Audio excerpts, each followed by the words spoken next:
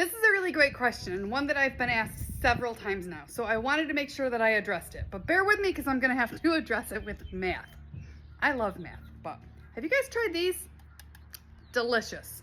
Okay, here we go. So my original truck, TrisTek 1, the white Freightliner with purple accents on it, it has a 16-foot long body. The sides, however, are considered the low profile sides. So they're like 38 inches maybe.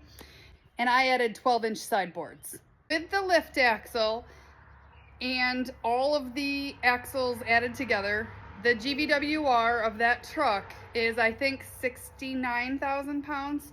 I had to have it reclassified in New York State at a spring shop when I originally bought it, because in Texas it was converted to a dump truck and the lift axle was added, but the GVWR sticker in the truck was not updated to reflect the additional axle.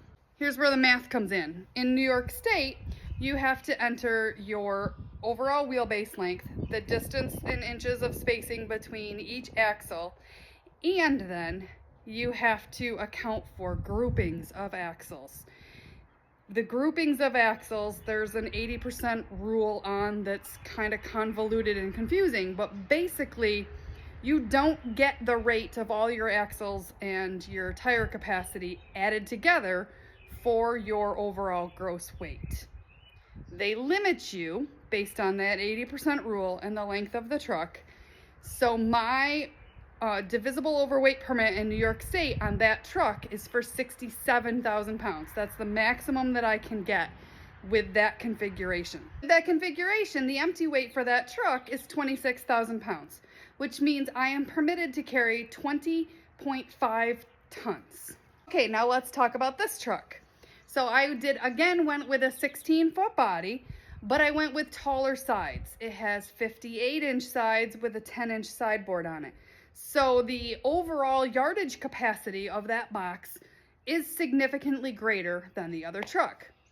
The wheelbase, however, is not. It is essentially the same, and I did not add a lift axle. And the reason I didn't is because with the added weight of the lift axle and then the 80% rule, this size, I would have gained the ability to carry about 700 pounds.